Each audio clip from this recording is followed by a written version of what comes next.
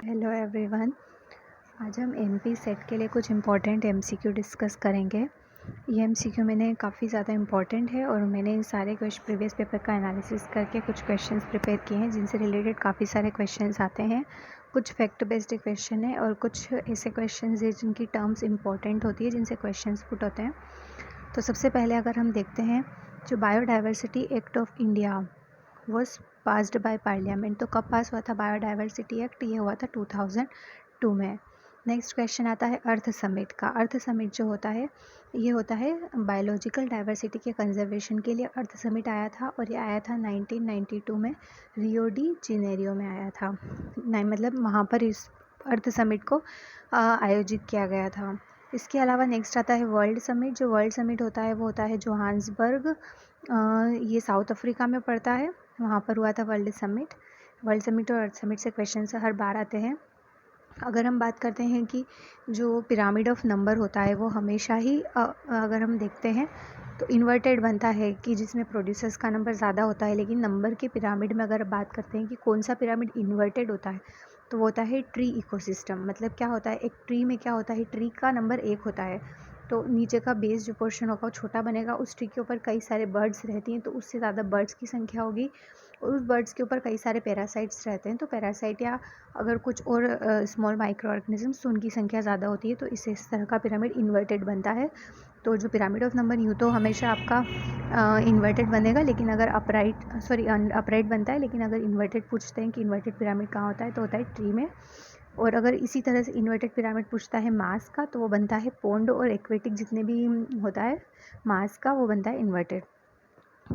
Next आते हैं कि कुछ क्वेश्चंस आते हैं कि इसमें से आप डिफ़ाइन कीजिए कि कौन सा रूट पैरासाइट है, कौन सा स्टेम पैरासाइट है।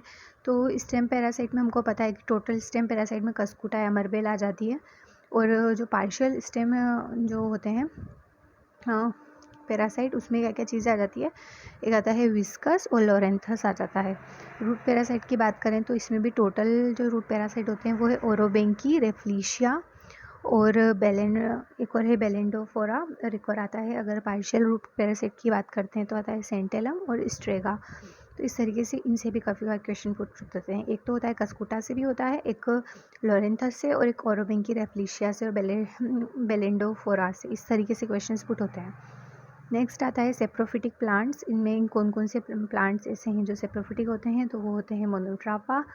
और इसके अलावा आपको ये भी पूछ सकते हैं कि जो सेप्रोफिटिक प्लांट होते हैं उनका दूसरा नाम क्या है। जैसे मोनोट्रापा का नाम है इंडियन पाइप होता है, नेट ऑर्चिड बोलते हैं। तो इस तरीके से आपसे उन क्वेश्चन का दूसरा नाम भी पूछा जा सकता है। इनका साइंटिफिक नेम पूछा जा सकता है, उनका जो लोकल नेम है वो पूछा जा सकता है। तो आप ये भी ध्यान रख सकते हैं। इसके अलावा कुछ इंडिकेटर स्पीशीज़ पूछी जा सकती है, जैसे कि सेवेज के लिए, जो वाटर पॉल्यूशन के लिए कोई सी इंडिकेटर स्पीशीज़ कौन सी होती है, तो होती है ट्यूबीफेक्स। अगर आपसे कार्बन मोनोऑक्साइड के पॉल्यूशन की बात करें तो उस पॉल्यूशन के लिए इंडिकेटर स्पीशीज़ होती है कैनरी बर्ड होती है। तो इसके अलावा फॉरेस्ट फायर का पूछते हैं तो उसके लिए मार्किंशिया पोलीमॉर्फा। तो ये आपको ध्यान रखना है, इंडिकेटर स्पीशीज़ से भी काफ़ी बार क्वेश्चन आते हैं। अगर आपसे पूछा जाए कि कमेंसलिज्म अमेंसलिज्म, तो ये तो शायद आप बता देंगे, लेकिन मैं इसमें एक डाउट वाला क्वेश्चन आता है कि हर्माइट क्रेब और सी एनिमोन के बीच में कौन सा रिलेशन है। तो इनमें प्रोटो कॉर्पोरेशन है, इस या फिर इसको फैकल्टेटिव म्यूचुअलिज्म भी बोलते हैं। मतलब क्या है इसका, कि जब ये साथ में होते हैं तो एक दूसरे के लिए बेनिफिट होते हैं, लेकिन अगर हम इनको अलग कर दें तो भी इन पे कोई फ़र्क नहीं पड़ता है। मतलब ऐसा नहीं है कि ये डिपेंडेंट है, ऑब्लिगेट नहीं है, फैकल्टेटिव है। ये म्यूचुअलिज्म शो करते हैं, लेकिन फैकल्टेटिव म्यूचुअलिज्म कंपलसरी नहीं है कि हाँ ये साथ में ही रहेंगे तो होगा, अगर नहीं हो तो भी इनका काम चल जाता है। ऐसा कुछ नहीं, इनको फ़र्क पड़ता है।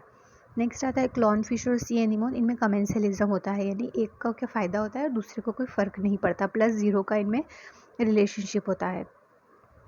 अगर आपसे बायोम के बारे में पूछे तो बायोम के बारे में पूछ सकता है कि सबसे जो लार्जेस्ट टेरेस्ट्रियल बायोम है वो है टेगा, ठीक है।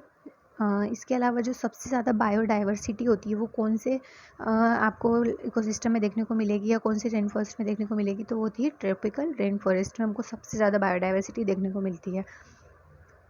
उसके बाद आता है कुछ सॉइल से रिलेटेड क्वेश्चंस आते हैं, जैसे कि सॉइल प्रोफाइल या इस तरीके से। अगर आपसे होराइज़न पूछ सकता है कि ओ होराइज़न में क्या होता है, ए में क्या होता है, बी में क्या होता है। सॉइल प्रोफाइल से क्वेश्चंस बनते हैं। इसके अलावा आपसे सॉइल के बारे में ट्रांसपोर्टेशन का भी पूछ सकते हैं कि अगर कोई सॉइल होती है जो विंड के थ्रू ट्रांसपोर्ट होती है तो उससे हम क्या बोलते हैं, इओलियन। अगर वाटर के थ्रू होती है तो हम उसको बोलते हैं एल्यूवियल। और अगर ग्लेशियर के थ्रू होती है तो ग्लेशियल। और अगर वो ग्रेविटी के थ्रू हो रही है तो हम उसको कोल्यूवियल बोलते हैं। तो ये चारों टर्म्स आपको ध्यान रखनी है।